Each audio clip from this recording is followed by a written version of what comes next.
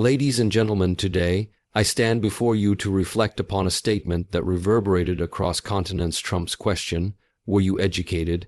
reveals a deep-rooted ignorance about Liberia's historical significance and the broader context of African intellectual history.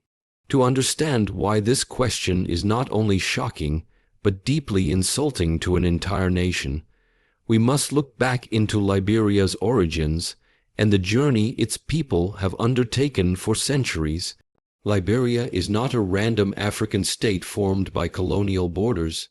It is the first independent republic in Africa, declared sovereign in 1847. This was long before many European colonies gained independence. It was founded by freed African American slaves under the American Colonization Society. These were men and women who were forcibly taken to America, stripped of their languages, cultures, and identities, yet who rose above generations of brutality to claim their right to dignity. When freed, they returned to the land of their ancestors, determined to build a nation rooted in self-governance, freedom, and education. The first leaders of Liberia were not uneducated wanderers. They were fluent in English, trained in Western governance, deeply spiritual, and fiercely intelligent.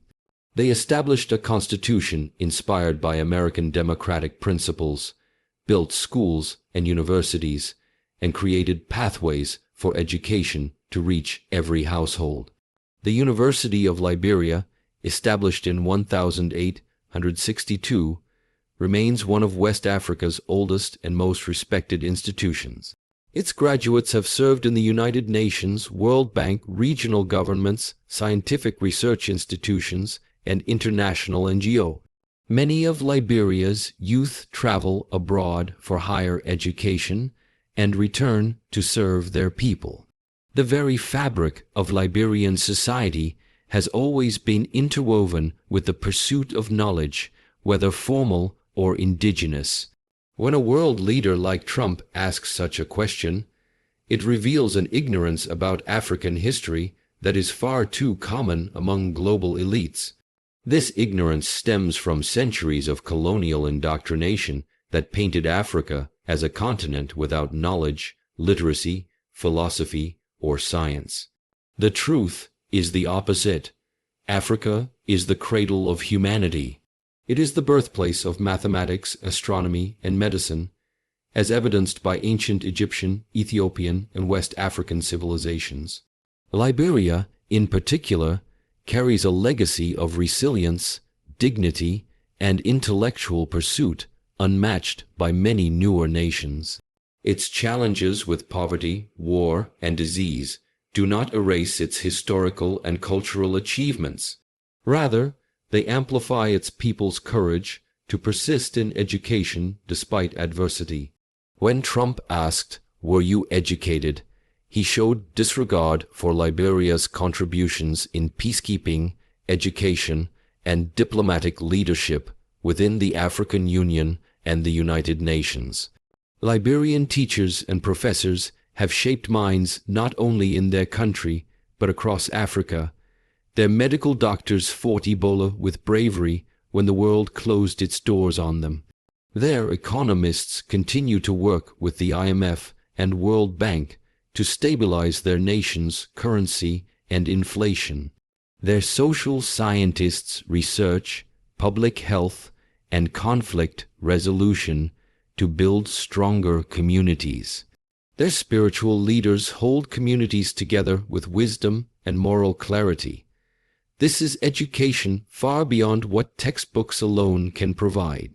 Education is not just the ability to read and write English. It is the capacity to think critically, to innovate solutions under resource constraints, to hold a vision for peace in times of chaos, and to teach others what life has taught you. Liberians are educated in life's harshest university. They know what it feels like to lose everything and start again. They know how to survive war, displacement, disease outbreaks, food insecurity, and political instability while still standing with hope in their eyes. Their mothers teach wisdom about herbal medicine. Their elders teach land management and community ethics. Their youth innovate digital solutions despite frequent power cuts. This holistic education, passed from generation to generation, builds a resilient and adaptive nation. For a leader like Trump, who governed one of the most powerful countries in the world, to ask such a question reveals that despite all his access to intelligence briefings, foreign policy teams, and global diplomatic channels, his understanding of Africa remains limited to old stereotypes. This is not just about Liberia. It is about a mindset that still views Africa as a continent needing rescue rather than a continent full of solutions. It reveals that even with technological advancement and globalization, ignorance remains deeply rooted in the minds of many powerful individuals. In conclusion, Trump's question may have been asked casually, but its implications were profound. It insulted a nation that built itself from the ashes of slavery, that created institutions of education despite economic hardship, and that continues to produce brilliant minds shaping the future of Africa. Liberia does not need to prove its education to anyone. Its history is proof, its people are proof, and its resilience is proof. The world must move beyond such ignorance to embrace the reality that Africa has always been educated in ways the West often fails to recognize. For Liberia, education is not just a privilege. It is the unbreakable foundation of its identity, dignity, and future. Trump's question, "Were you educated?" carries within it an assumption that education is solely defined by formal schooling and degrees issued by Western institutions. This limited perspective fails to understand the holistic meaning of education, especially within African societies like Liberia. In many Western contexts, education is measured by certificates, diplomas, or advanced university degrees, often ignoring wisdom acquired outside classrooms. Yet for Liberians, as for many African people, education is an expansive concept that encompasses cultural knowledge, practical skills, resilience, community ethics, spirituality, and survival intelligence, all of which sustain life and progress regardless of economic constraints. Liberians understand that education does not begin or end within the walls of a university lecture hall. It begins at birth, when a mother teaches her child how to greet elders with respect, how to share food with siblings, how to sweep the compound at dawn as a sign of purity, discipline, and readiness for the day. It continues when children are taught traditional stories that carry moral lessons, historical events, and philosophical reflections. They learn about plants that heal fever, wounds, and infections long before pharmaceutical medicines arrive.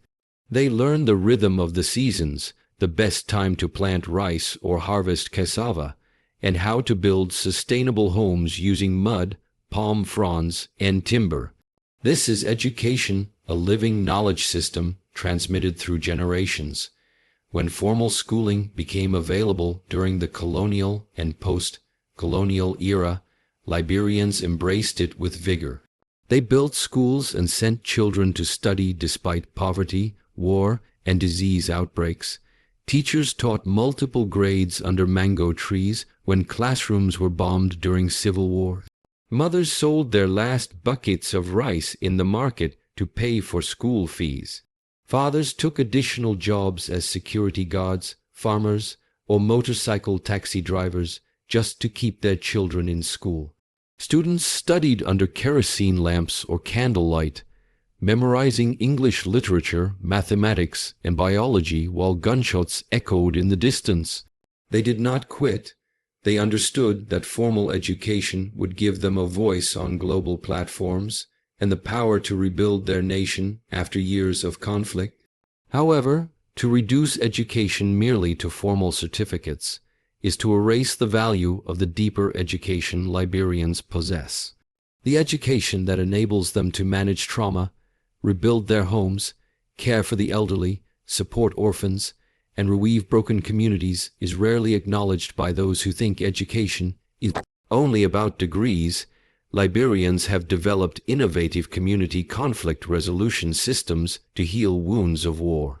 They organize youth empowerment programs to curb violence and unemployment. Their women-led cooperatives create microfinance groups that support thousands of families when banking systems collapse. Their youth create music, art, and poetry that tell their stories to the world with dignity. This is education practical, life-saving, and deeply transformative. Trump's question fails to recognize that many Liberians have also acquired Western education to the highest level. They have medical doctors who treat complex diseases in Monrovia's hospitals and teach in universities abroad. They have economists and finance experts working in international organizations. They have engineers building bridges, roads, and infrastructure under the harshest budgetary constraints. They have lawyers advocating for human rights and land rights across Africa. Yet these formal degrees only add to what they already know from their traditional, spiritual, and practical education.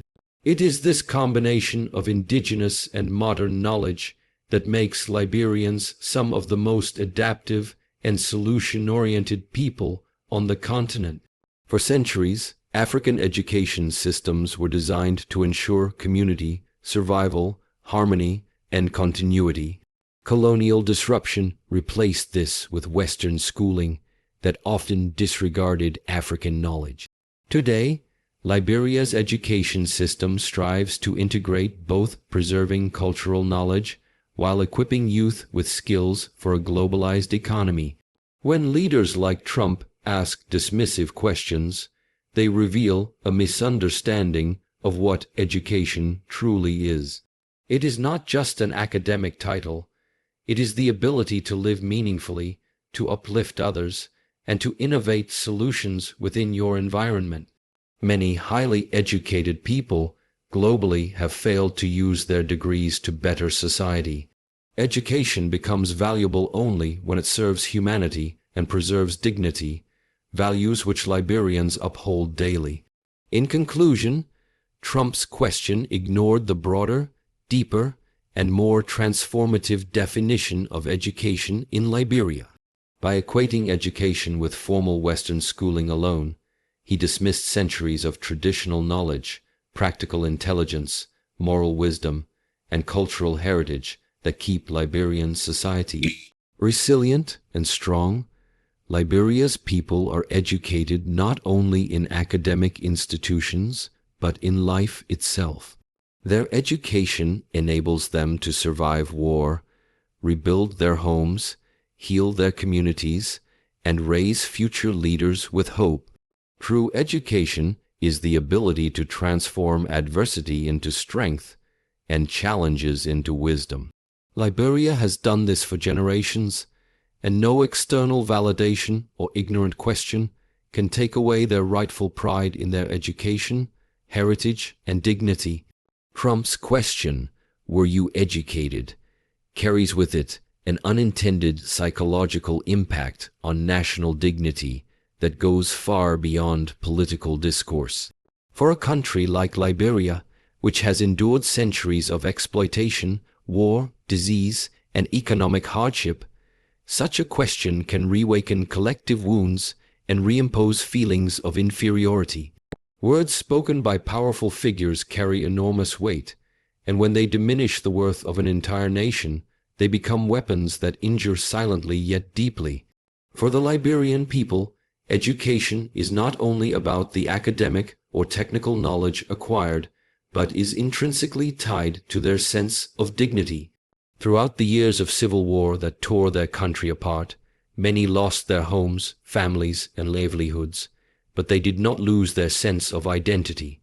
They held on to their dignity by educating their children under trees, under makeshift tents, and in refugee camps where volunteers taught alphabets and numbers on torn blackboards. Even when Ebola ravaged their nation and schools were shut down, teachers organized radio classes so that children's learning would not be disrupted.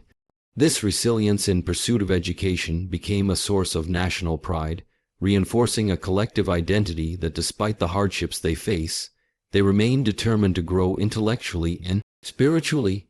However, when a leader such as Trump asks, "Were you educated?"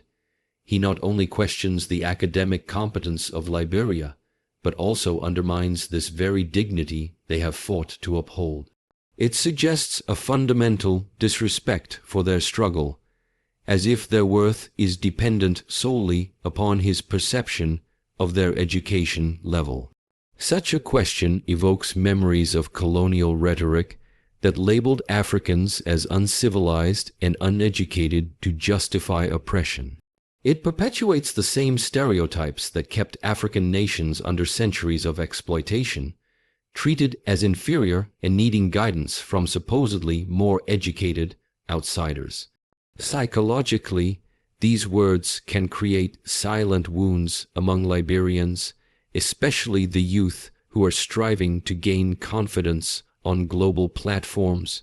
It may cause them to feel that no matter how hard they work, or how much they achieve academically or professionally, they will still be looked down upon by the world's powerful.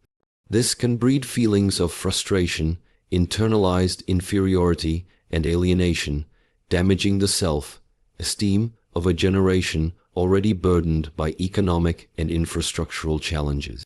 However, history has shown that Liberians are not a people who give in to such psychological attacks.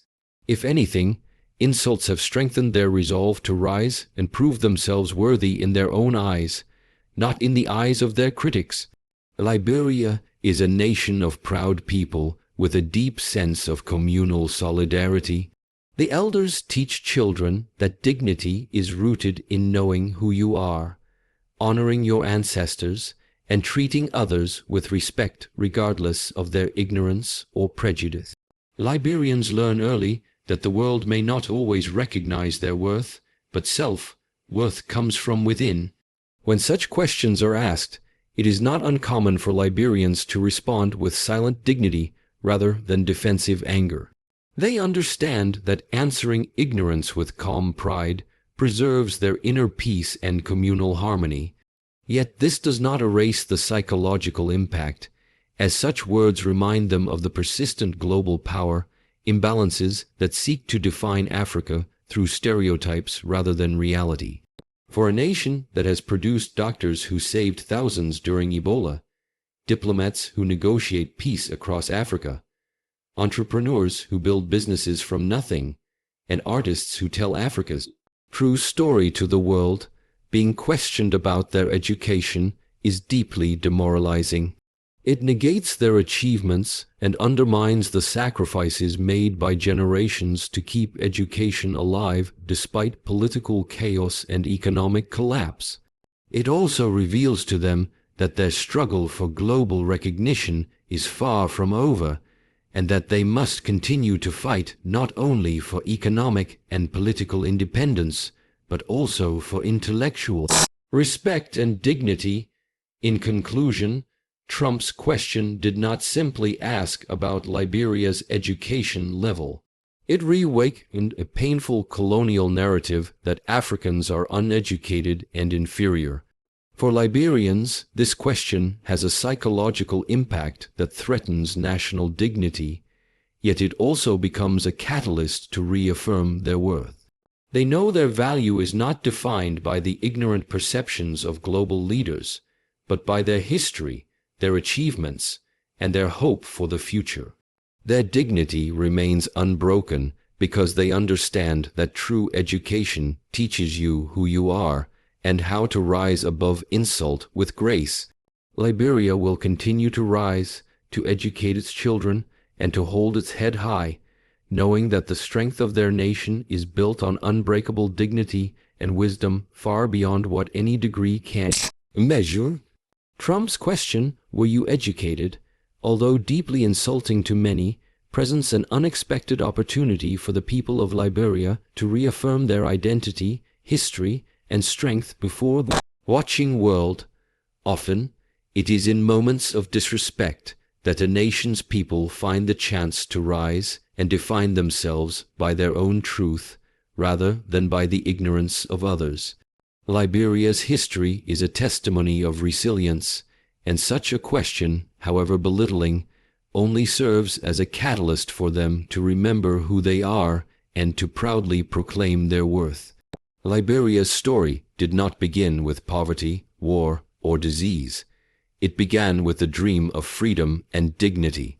It was founded by freed African-American slaves who, despite having been denied education under slavery, returned to Africa with determination to build schools, churches, and institutions of learning that would serve their children for generations.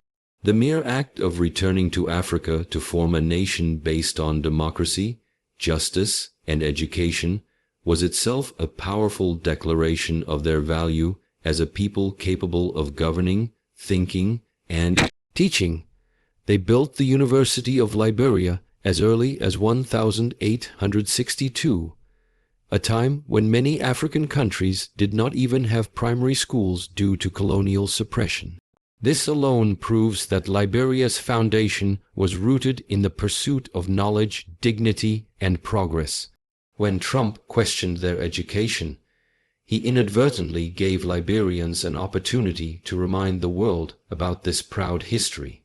They can respond not with anger, but with clarity and confidence, stating their achievements with dignity rather than defensiveness. Liberians can speak of their doctors who fought Ebola fearlessly while risking their own lives. They can speak of their lawyers and diplomats shaping peace treaties across West Africa. They can speak of their teachers who continue educating children under trees or in unfinished buildings, refusing to allow poverty to stop learning. They can speak of their women who manage homes, businesses, farms, and community groups with intelligence, innovation, and moral strength. They can tell the world that education in Liberia is not confined to classrooms. It is lived daily through endurance, creativity, faith, and service.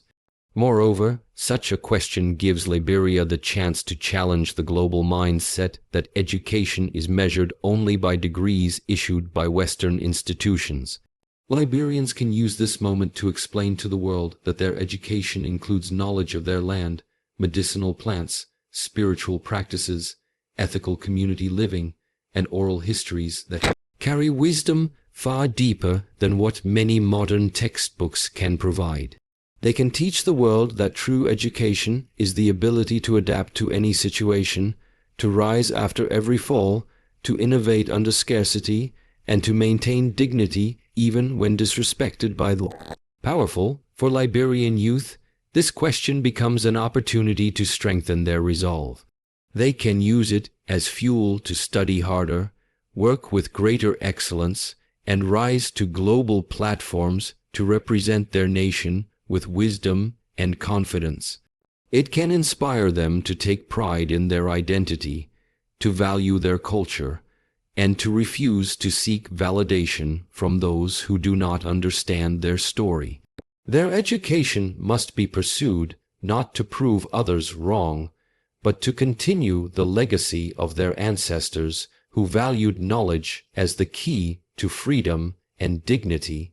This question also gives Liberian leaders and educators a renewed reason to invest deeply in their education systems, to ensure that no child is left behind and that every Liberian graduates not only with academic knowledge but with a strong sense of national pride, ethical responsibility, and cultural awareness. They can use this moment to build educational programs that teach global competitiveness while preserving indigenous wisdom, thus creating a generation that knows both the world and themselves. In conclusion, while Trump's question was framed in ignorance, It has given Liberia an opportunity to reaffirm its identity and strength to the world. They can respond with confidence, knowing that their education is rooted not just in academic qualifications, but in the wisdom of survival, dignity, and service to humanity. They can tell their children that their worth does not depend on the validation of any world leader, but on their knowledge of who they are, where they come from, and what they stand for. Liberia's strength lies in its ability to transform insult into inspiration, ignorance into enlightenment, and disrespect into dignity.